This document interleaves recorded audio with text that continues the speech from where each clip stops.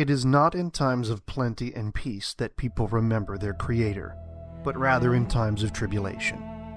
Fortunate is the people who remembers to give thanks when blessed with much, and rare is the city that teaches its children to stay faithful even when faithfulness gains them nothing. This is the city that will know peace for many generations. This is also the city where evil works with the most haunting subtlety. Shortly before the assault on Rand during the Bronze campaigns, the city of Hillfield had become the most prosperous and productive city in the Prime Expanse. Every man owned his own farm, passed down from father to son many times over, and there was no town or city in the Expanse that was not fed by the fields of this place. Whereas in other places, the Fagar religion existed either as the butt of jokes or as a harsh and uncompromising spiritual tyranny, the sanctums of the Fagar in Hillfield did not produce religion, but rather faith. Unlike in the sanctums across the Expanse, the congregants of Hillfield remembered the truth of the three-tongued flame, that it represented the threefold spirit of the divine, the one who makes, the one who abides, and the one who judges, rather than the modern interpretation issued from the high sanctum of Belhaven, what we preserve, what we bind, and what we burn. The Fagar priests here are not sent from Belhaven, but taken from among the shepherds, herdsmen, and farmers who live among the people. The Blessed Wardens are not seen in Hillfield today, for they are not needed. In fact, no one of the current generation has ever laid eyes on the armored Fagar enforcers of the Prime Paragon's will. Hillfield has its own city watch, local men who rise to the occasion when duty calls, and it rarely does. The lives of the Hillfield folk are simple, focusing only on their seasonal work, congregational life, and mutual aid. They believe that God gave them a good land, and it is therefore their duty to care for it and for one another. Against the golden backdrop of endless amber fields, black marks of horror stand out like a necrotic wound on a perfect face. And this is how the year of early harvest stands in the minds of the people of Hillfield. It began one spring when the city had reached the height of its prosperity. The assault on Ran had put an end to decades of hostility. The Bronze clans had fallen, and the Bronze Gate had been completed. Men who had once been drafted into the Wardens had returned to reclaim their roles as sons, brothers, husbands, and fathers. The whole city turned out for the celebration, officiated by the Hillfield magistrate, Garen Oakmeadow. A lavish feast was prepared, and several weddings were held as men turned their backs on war and looked forward to more peaceful lives. Many prayers were spoken by the priests gathered from all across the Hillfield territory, with hands lifted high and choruses of voices chanting the hymn of the Creator's breath. At the conclusion of the event that has annually become known as the Golden Hour Festival, the families across Hillfield returned to their homes to prepare to sow their fields, shear their Morwen flocks, and bear new children. Spring warmed into summer, and right away farmers reported good news. Across the prairies, the wheat had sprouted weeks earlier than usual, and in greater numbers than at any time in Hillfield's recorded history. The rains had come at just the right time. The sun had been warm and gentle. Never before had a harvest promised so much so quickly.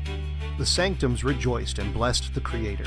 Hillfield's farmers realized that help would be needed to bring in so much grain, and the lists of volunteers grew quickly. All were eager to bless the rest of the Prime Expanse with more bread and flour than anyone had ever seen. Truly, this was a sign that the Creator intended for their civilization to thrive. This is what they thought for the first few days. Within a week, however, the joy shifted into alarm as farmers realized the truth. Every wheat field was not only full, but swollen. Stalks grew where farmers had planted no seed, and they began to thicken almost overnight. The heads of grain expanded rapidly, filling the whole region with so much golden crop that the farmers worried that they would not have enough space in their barns and silos to store it. In fact, the crop ripened so fast that the farmers had not even time to finish preparing their tools for the harvest. It would be a miracle if they could cut it all down before it spoiled. More prayers were sent as the enormity of the effort dawned upon the city. The following week, the sanctums gathered not only for worship, but for the farmers to plead for immediate aid. A strange, uneasy fear crept into the assemblies, and Magistrate Oakmeadow sent what aid he could from the town center, even putting on his own overalls and dusting off his own tools that had been laid down a decade before when he had been elected to its position. That very day, Hillfield banded together and went to the harvest. Not a soul in the city did not aid in some way. Men worked the fields from sun-up to sundown.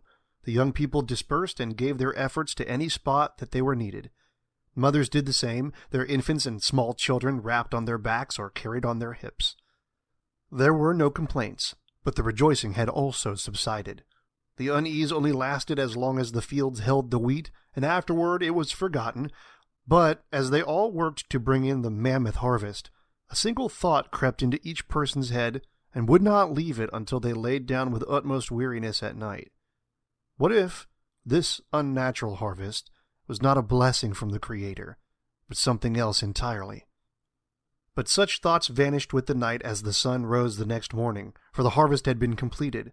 Still, there was more work to be done. The millstones that had begun grinding the day before had run all night, and now the ovens were fired. One batch after another, the dough was kneaded, left to rise, and then baked with a rapid efficiency that put the industrial bakeries of Belhaven to shame. Within the day, loaves of bread were scattered across every kitchen and pantry in Hillfield. But the bread did not last long, for the people soon discovered that it was not only good, it was exquisite. Any misgivings about the harvest vanished in the first bite, and then in every sweet, filling, and soft bite thereafter. The prayers of thanksgiving resumed, and even as new bread emerged from the ovens, families handed whole loaves to their children that were consumed within hours as they ran to share bread with their friends.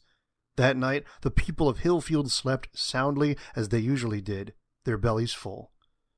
One thing, however, was different. During each harvest season, Hillfield was blessed with dreams in their sleep. No one had ever explained it, but the local Fagar priests chalked it up to the goodness of the Creator, that the people of this city were given these dreams as a way to count their blessings. For every happy memory came back to them during the harvest season in their sleep. The childhood summers spent at father's side in the field or at mother's side in the kitchen, and all of the things they'd learned there. Weddings held in the local sanctum, the hand-carved arches made beautiful with the same flowers that adorned the dresses of the bride. The loving embrace and advice of parents and grandparents long buried in the hills to the north of the city in the communal grounds, as if they were still here passing on their wisdom. Once in a while there would be someone who would dream of things to come, of how they would achieve the desires of their heart, would marry that special someone they'd been keeping an eye on all year, or sell their bumper crop for a small fortune, or take over the family business. The harvest dreams brought it all back, providing a source of comfort and memory of how good life had been, and how good it would continue to be. The day after the first loaves of bread were consumed, all the dreams of Hillfield stopped.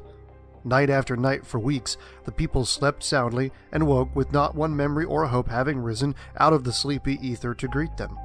It was an elderly wife in a southern sanctum who first mentioned it, concerned about what it might mean. Her priest had no answer and thus traveled to the town center to inquire of the Fagar head who resided there, a confessor father by the name of Bennett Greenwood. The inquiry expanded, and soon letters were coming in from all over Hillfield of people who had eaten the bread and lost their dreams. At first, the blame settled upon the exhaustion brought on by the intensity of the harvest. It didn't take long for that explanation to be dismissed, however, as no one in Hillfield would accept a secular answer. Some began to confess secret hidden sins, evil thoughts or intentions, stolen money, illicit dealings. Honesty abounded. Relationships were repaired and forged anew.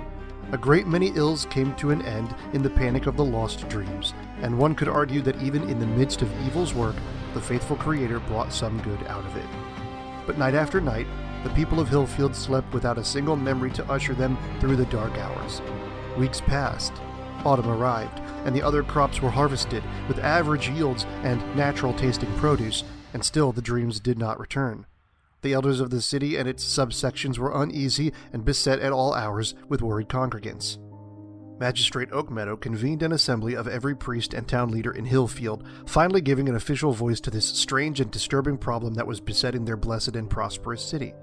In the end, the city chose superstition mingled with faith over all practical concerns. The bread gathered from that year's harvest was rounded up and disposed of in a great pit, along with all the remaining grain. A fire was lit, and all was burned. The smoke and strangely sweet fragrance carried the prayers of the faithful as it rose into the sky. This might have been the end of the matter, and Magistrate Oakmeadow declared, in consort with Confessor Father Greenwood, that they had purged the town of a darkness that had taken root in the hearts of the unrepentant.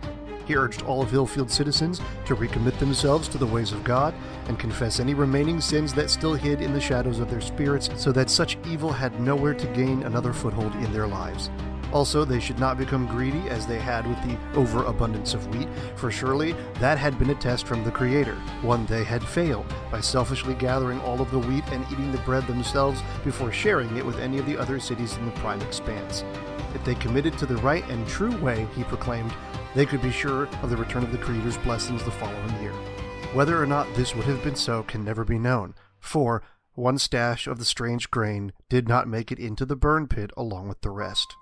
A farmer on the outskirts of the city, Silas Thandril, had forgotten to empty his storehouse in its entirety.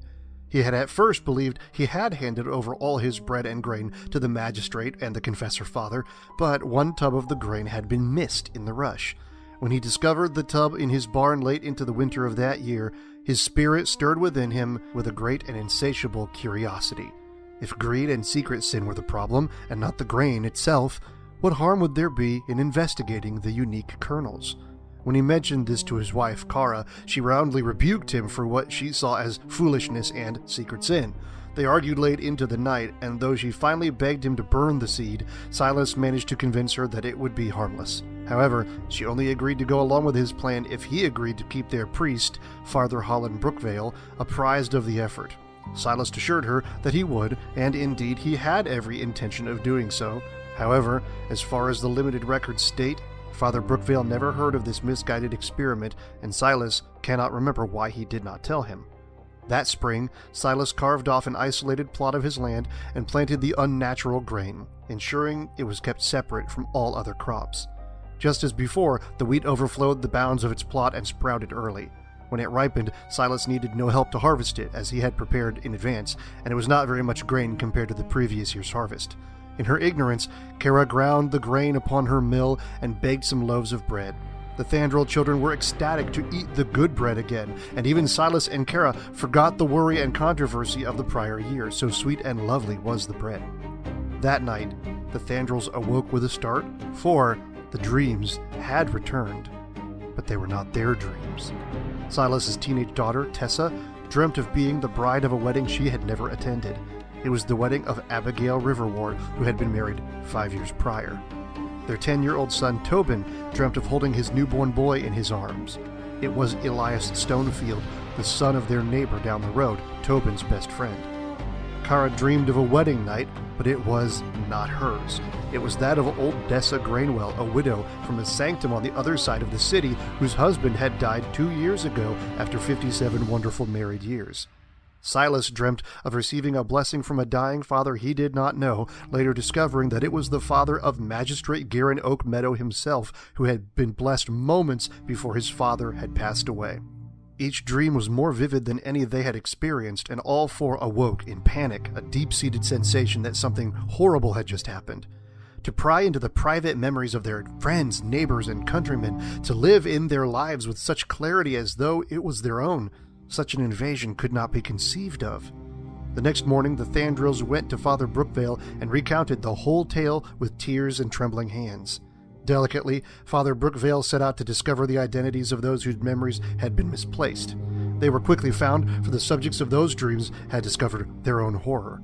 Those same precious memories were now completely gone from their minds, lost as if they had never experienced them. That was when the real horror began, for the Thandrils were not the only ones that night to pilfer the memories of Hillfield. All across Hillfield, people who had once eaten the bread the previous year had taken memories that did not belong to them.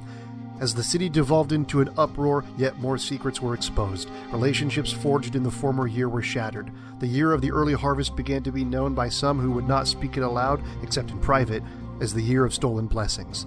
Weddings, births, deaths of loved ones, moments of triumph, grief, strength, and sin, things that should have been precious or crucial moments of their lives, now completely gone and redistributed to strangers, or worse, to fellow sanctum-goers who now had to live with the knowledge that did not belong to them.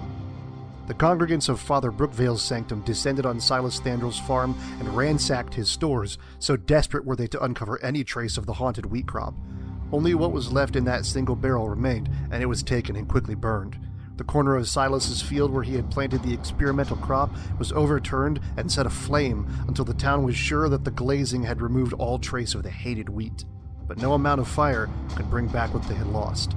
For by the end of the harvest season, only a few weeks, the stolen memories had not only faded from their original bearers, but also from the minds that had taken them, ensuring that those memories from the lives of the people of Hillfield were well and truly gone. Since that year, no one has spoken openly of the early harvest, as if the city of Hillfield would forget by force the year that all other memories were forgotten by accident. Today, the current generation of farmers, shepherds, and priests know little of that cursed crop, only recalling the barest bits of local lore and legend that their parents, grandparents, and elders are willing to recall. It is not much, for a grievous wound to the body can often be healed, even if it leaves a scar. But a wound to the soul such as this remains raw and open for a lifetime, and one who is wounded in such a way must bear the pain of their injury with faith and grit that cannot be shared. Yet there are some young people in Hillfield who have learned more than their elders will teach them.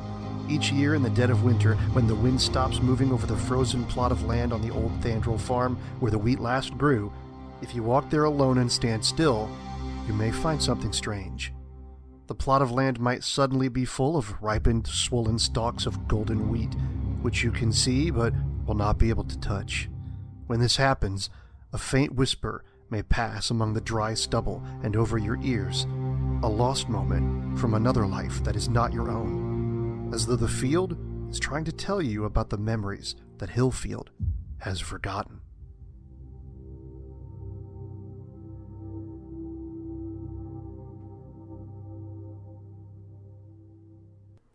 Thanks for listening to one of my horror fantasy folktales, dark little legends from the world of my next novel, The Decay.